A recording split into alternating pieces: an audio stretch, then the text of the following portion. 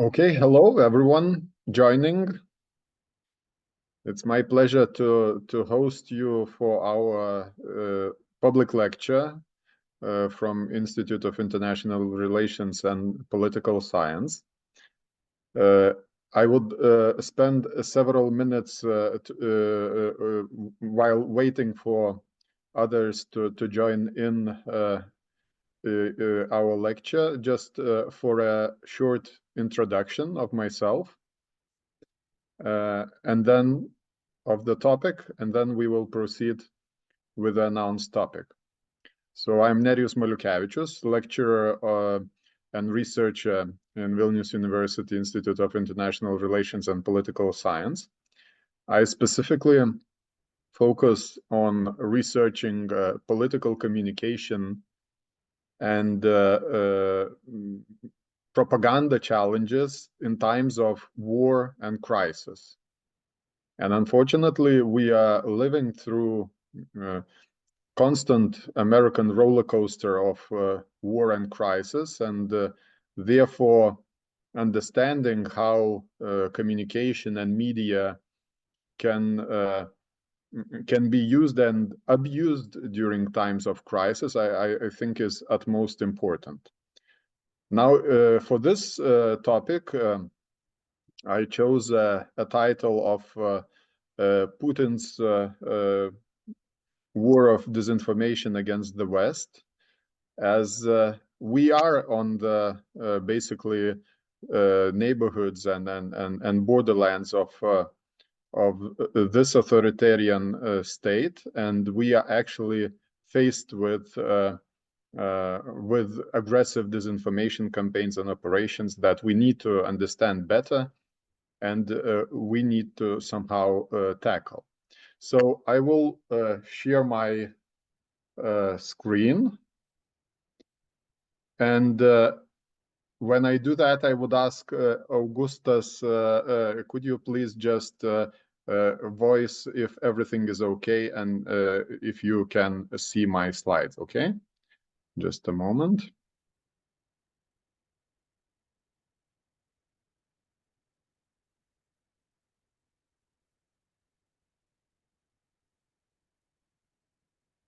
We will start definitely from the start, not from the end.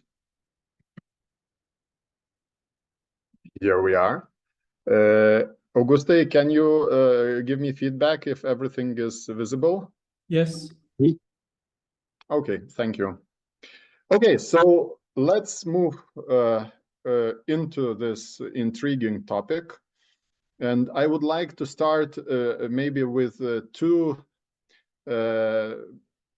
premises, two starter theses. I think one of them is that we need to understand that we are actually at war with Kremlin. Unfortunately, even if we don't want that to be the reality, Putin chose that to be a reality. And I will explain a bit why I consider this an important premise, because basically Putin's aggression against Ukraine has two important components. One is military kinetic that he is using specifically on the front lines in Ukraine against Ukrainian soldiers, artillery, munition, and tanks and men. But at the same time, other target is the West, and especially this center of gravity in the West that he considers to be is our will to support Ukraine defending its territory with means that we supply it with. So it's military means, again, munition, artillery. And this will to support Ukraine is specifically targeted with other means, not by tanks, not by artillery, not by, soldiers, but by, now it's popular call them hybrid means, or basically means of propaganda and disinformation. And if Putin is successful in this front, he can consider to achieve almost half of the victory. So this is an important front line, and we are engaged by Putin's will into this war, unfortunately. The other premise that is important from my side is, it goes throughout all my presentation, is that in order to understand Putin's disinformation warfare against us, against the West, we need to understand two important factors. We need to understand history, evolution of Russian thinking behind propaganda operations and disinformation. And that is a historical perspective. But then we need to understand another important aspect, how new technologies, automation, and including artificial intelligence are put into this toolbox to help amplify the effect that Putin is engaged in. So this is a very important two premises that we have to consider. And I would like to start with a historical or even maybe philosophical premise. I want to start by the quote by Jonathan Swift, specifically on the speed of those informations, or basically disinformation operations. So his quote goes, falsehood flies and truth comes limping after it. So that when men come to be undeceived, it is usually too late. The jest is over and the tale hath had its effect. Like a physician who hath found out infallible medicine after the patient is dead. So the effect of lies and disinformation is to create a kind of artificial reality, or alternative reality of things, in order that us West would take decisions based on those half-truths and manipulative information operations, and we would end up dealing a blow upon ourselves because of the effect of such operations. And the important aspect here to consider is the speed by which those lies or those disinformation operations can be implemented at mass with effectiveness and amplification. And therefore, usually I use the example of excellent book by Thomas Reed, who did basically a classical history of Soviet-Russian active measures. This is the title of his book. But in this book, he has an excellent quote for us to consider those active measures, Soviet type of information operations. So he says, nowadays, active measures, or basically those disinformation operations, became more active and less measured. And that is a very important message to understand. So they became more even physically active, those operations. They can multiply themselves with the help of automation, artificial intelligence, and so on. And in the end, you don't need to be very precise in measuring every detail of this operation and so on. You can basically win over by using this force of mass and automation. And I just want to show you one specific example of old type operation, which was an operation called Neptune, very widely presented by Ladislav Bittman in his book, The Deception Game. And this very book was based on his experience. He was an intelligence officer in a Czechoslovak intelligence organization, which basically helped KGB, Soviet KGB, implement operations. And in this photo, you can see him standing in the lake, him personally, while retrieving allegedly archive of Nazi documents from the lake. And this whole thing was an active measure organized by KGB and Czechoslovak intelligence services, where they basically put forgeries in those boxes that you can see being retaken from the lake. And in those documents, there were allegations that Western German politicians had connections with Nazis, or basically were Nazi collaborators.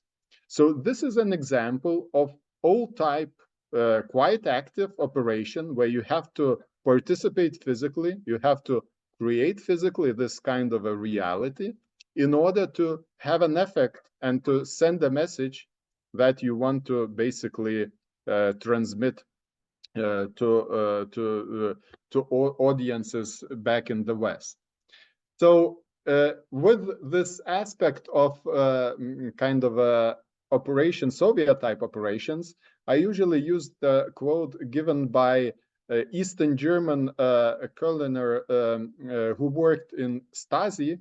And this quote comes from his lecture books for Stasi officers on how to do effective active measures against the West, how to do those kind of operations.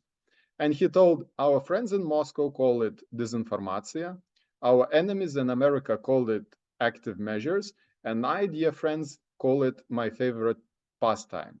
And I think this is a very intriguing kind of an idea and twist in understanding malign information operations, because it's not just about systemic approach, complex approach, strategic planning, and so on.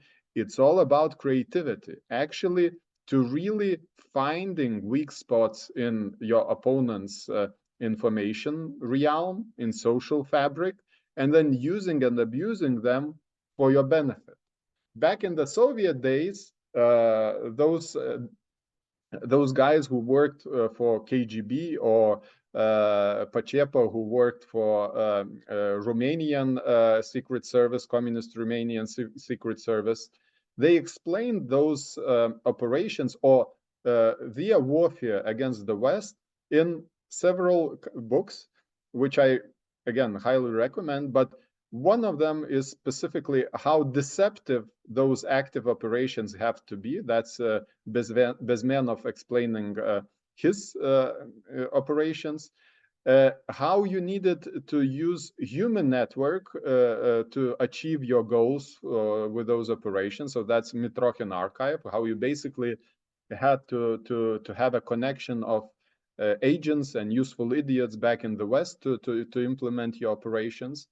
And Pachepa, who actually explained how Romanian Secret Service, as well as Czechoslovak Secret Service, collaborated on those operations with Soviet KGB in implementing them against the West. And now I want to gradually turn your attention to how history has to teach us a lesson, how those operations that were done back in Cold War days again are being reborn and being reused against us. And in this case, specifically in our region, against Baltic states and Lithuania. So I have one example of an old operation, which was quite extensively researched by Thomas Reed in his book. He writes this in his book, The History of Active Measures. And he calls this Operation Swastika, where basically KGB's agents and network of influence agents back in 1959, just during Christmas days, basically started an operation where they smeared synagogues in Germany with swastikas. And the whole idea was to create this alternative reality that in West Germany, there are still Nazi anti-Semitic elements, and basically this Western German political establishment and society is still anti-Semitic. Why I'm telling you this story? Because this is a perfect example of classical active measure, where active part is that you create the reality with specific actions. So it's not just about spinning the message, telling a story, doing a propaganda campaign, and then so on. You really need to kind of create this reality and then to tell a story or spin the message and portray, for example, Western German establishment as being anti-Semitic. So this is an example from, decades ago. And here is an example of a fresh campaign, which was done in Paris and which was researched already by French counterintelligence institutions and being attributed to Russia. This campaign was to paint blue David stars on Jewish buildings, Jewish shops, synagogues back in Paris. And specifically, the moment was chosen to do that when Israeli-Gaza war erupted, and basically to create inside tension in Paris between Muslim and Jewish communities. And this is, again, a repetition of a very specific type of disinformation operations where you find a weak spot, a cleavage in society, a breakage in social fabric, and you try to use that for specifically your information operation purposes. So this is example for you from France. This is example of operation being done in Lithuania. I have a short remark on that. This is a screenshot of an email that was sent to Lithuanian schools alleging bombs were placed in Lithuanian schools. And this was basically a whole campaign of bomb scare in Lithuania to really create chaos and tension amongst our institutions. A lot of police effort was thrown into this. And this specific print screen of an email for you is when I specifically went to Klaipėda, a city in Lithuania, to talk to young school children in high school about threats of disinformation. And I was informed that we have to postpone a lecture for a while because there is this bomb threat. So I said, please give me an example of this email. And here you have a real example of this bomb threat in Russian. But why I'm showing you this specifically is that there is this already visible aspect of automation of active measures and how technology amplifies the aggressive possibility of those war-fighting tools against the West. So in this case, you can see that there is almost 500,000 of email recipients here, which was definitely done by not human kind of a gathering, but basically done by code to gather all emails of Lithuanian secondary education institutions. So here you have already a new kind of a tools being applied. At the same time, you can see that there is this fake email that again was automated in creation. So you have name and surname Edward Brown with some numbers, and you could probably find in the same swarm of bots, email bots, I don't know, John Johnson with some numbers and many others. And the system lets you technologically create in numbers those bot swarms or email swarms to be used later in operations. I just want to bring your attention to the fact that this kind of attacks and operation against schools were happening at the same time, not just in Lithuania, but in all Baltic states.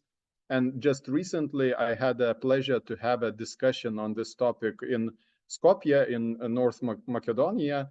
And while I was telling this story, they replied to me that they were having the same operation as well. Maybe in the audience, I have people and listeners from other countries that have faced similar kind of operations. So you can just drop into chat if you have similar examples of such bomb threats being used against you in your country. But here's another example of active measure, and this is example of attacks against our monuments for partisans, resistance leaders, resistance against Soviet occupation after Second World War. And an interesting part here, again, it has this kind of a deja vu moment. I showed you this operation Swastika, right? I showed you this operation specifically blue David star in France. Now it's a paint desecration of our monuments, and it happened not just in Lithuania. You see two examples from Lithuania, and you see two examples from Latvia as well. So it was a coordinated active measure against monuments in multiple countries at the same time. This is example of different attacks from different times. So first happened back in the summer, and this one, the recent one with red paint, happened just recently. And why I'm showing you this example, because just after those attacks, Baltic intelligence, counterintelligence institutions managed to apprehend those attackers that did those operations on the border of Latvia and Estonia. And what, from public information that is available, they commented that they did those attacks based on instructions that they received via social networks. And if I may, I want to bring your attention again to the fact that in Mitrokhin archive, in a Soviet KGB ex-agent, human networks were very important in implementing those kind of operations.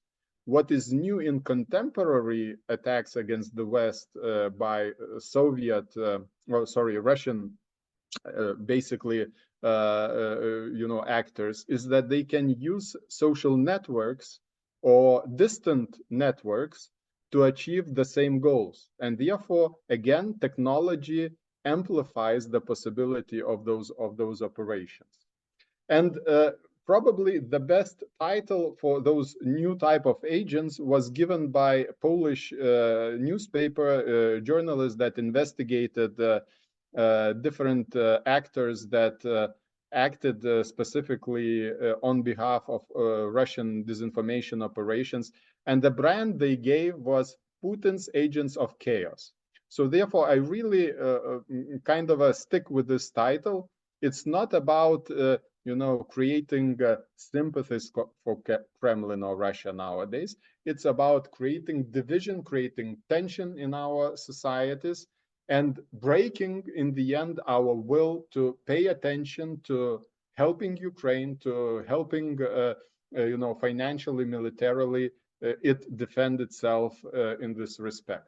So those hybrid warfare, disinformation attacks are part of the war that is going on in our region, and we are engaged basically by Putin's will in it.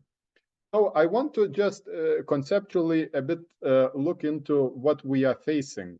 So by a simple definition of communication as a concept, we can explain communication as the process by which people seek exchange information. People exchange information and seek understanding and agreement. But on the other spectrum, we can think about miscommunication in a similar terms, just change the goal of this concept. So the process by which people exchange information and seek misunderstanding and disagreement, or basically create chaos situation in our environments, this is a definition of misinformation or miscommunication. And this is the essence of nowadays operations done by Kremlin. And I usually give those two examples of very good books. Unfortunately, Noam Chomsky nowadays is really a Putin sympathizer. Unfortunately, being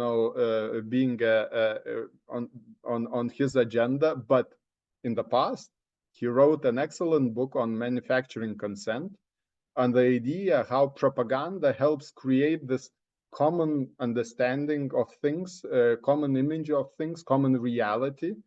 But this was, I think, the issue of the past, of decades ago. Nowadays, we are in the situation of other authors or explaining in the book Merchants of Doubt, where you can achieve your goals not by creating common understanding, common picture, common reality, but basically spreading doubt and chaos, weakening your opponent, breaking social fabric of your opponent, and in this way achieving your goals. So Kremlin's strategy nowadays, end goal is not so much of maybe Soviet grand utopia of communism somewhere in future.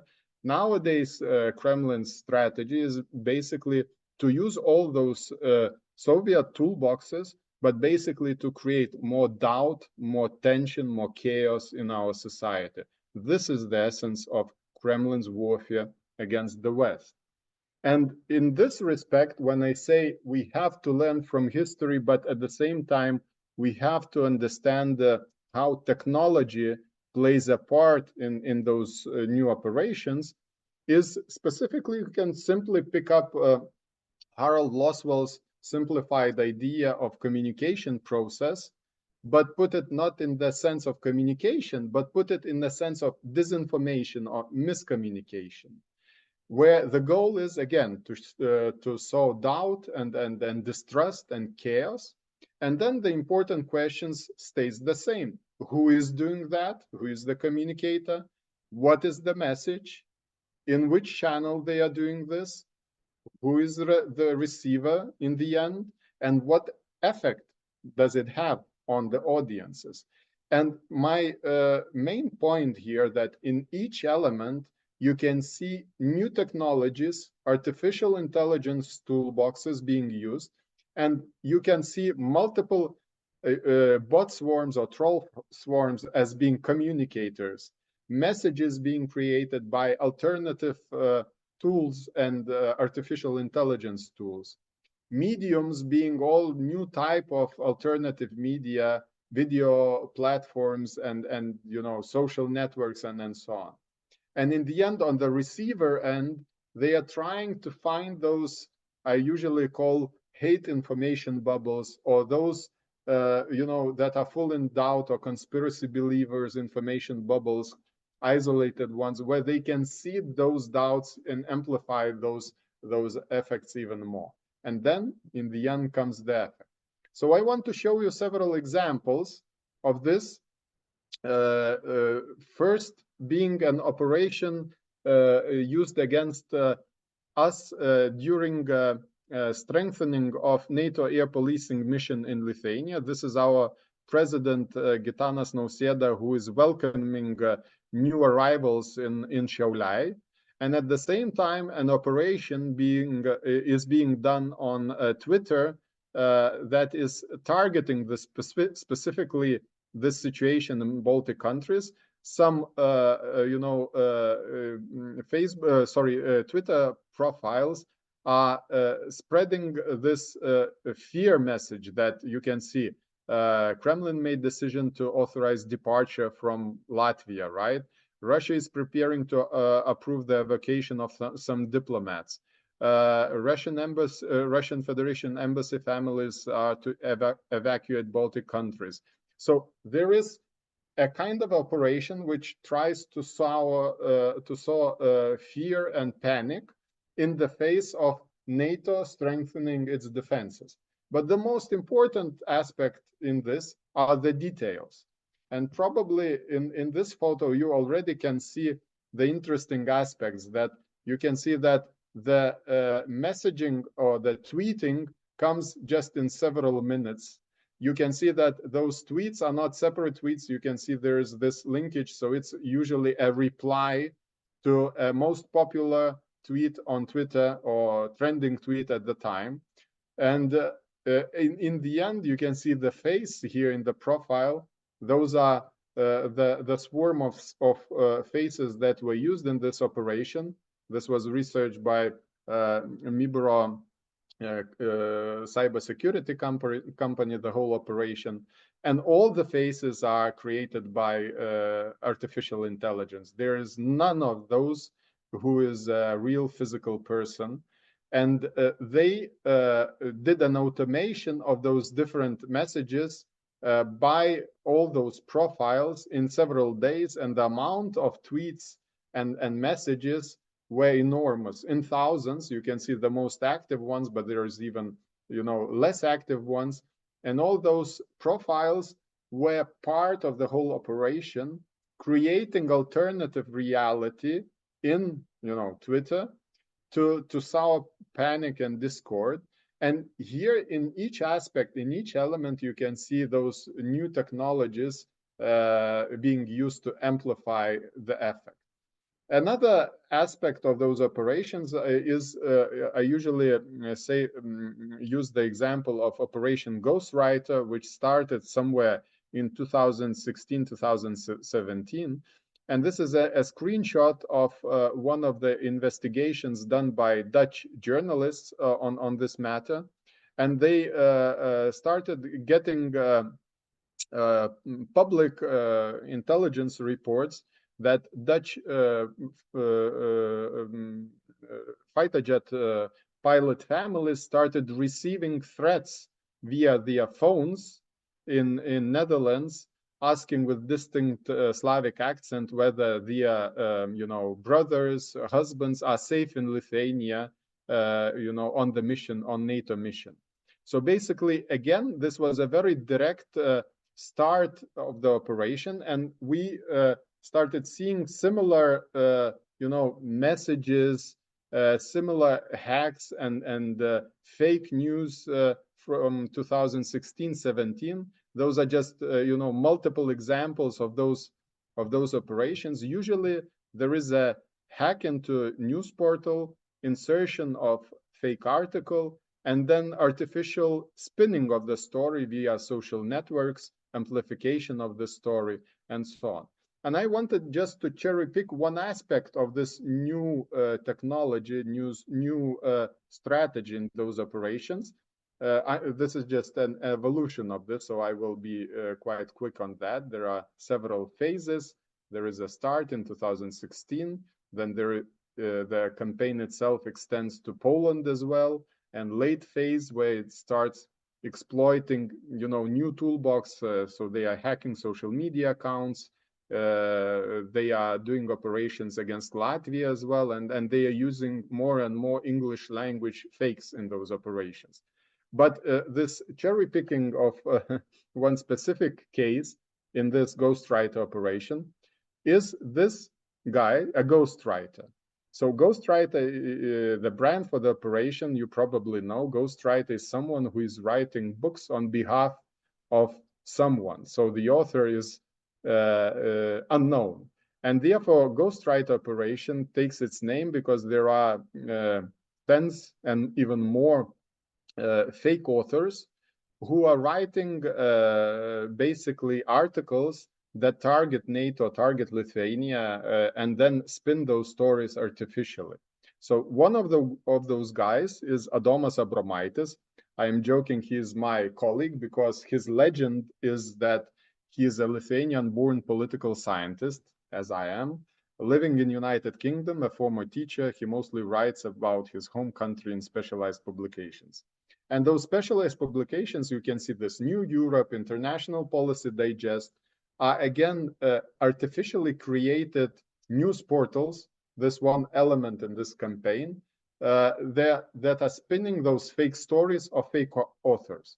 So we are ending up in fake reality in the end. Fake author is writing fake story with the help of artificial intelligence, posting it in fake internet portals, and fake bots are then distributing this article for wider audiences.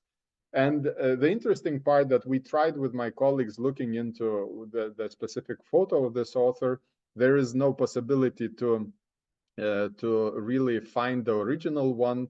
It's just a stolen photo with lots of defiltering. And in the end, there are multiple of such authors. Domas Abromaitis, you can see that he wrote in his digital footprint, there are more than 100 articles against NATO troops in our region. He is writing those articles, they look like that. Just to have one example from this fake author in this fake internet portal, which is called the Baltic Word. And you can see that there are on the left more fake authors like Jonas Dringelis, Lukas Ramonas, and so on and so on. There's even one, you can see Latvian, author. And they are writing stories like that, targeting NATO, spinning those stories, trying to, create negative image of NATO troops in our region. But again, I'm coming back to the whole idea of this war against the West. You basically have to create this, break the will to support, NATO, to support NATO's help for Ukraine, and in the end, achieve your goals via aggression in Ukraine. So there are two fronts, and I'm speaking about one of the most important fronts in our mindset here in the West, which is targeted with this kind of a old strategic Soviet type of active measures, but amplified with all new technologies. So once again, all new technologies come in those different elements here. And it is very interesting really to look into details of communicator, message, medium, receiver, and effect, which are amplified with those technologies. And, I usually raise in the end the question, so are we living in times of Cold War II and active measures too, where there is this photo here on the right of this Neptune operation where forged documents are being retrieved from the lake. But nowadays on the left, we have all the new type of, techniques, website compromises, inauthentic blog posts, fake emails, social media compromise, fake statements, impersonation, falsified quotes, manipulated visuals, forged letters, fabricated websites, and so on. So this is the battle space of our region vis-a-vis Russian disinformation war against the West. And I hope if you choose to come to our institute to hear out my courses on media in conflict and information warfare, or the courses of my colleagues, you will be, supplied with even more intriguing details of those new type of disinformation operations. So I'm wrapping up at this stage here. I see that somebody had a chat message. I see that Vladislav commented that you probably commented on those bomb threats that you are having as well. Can you comment on that? I will stop my screen sharing.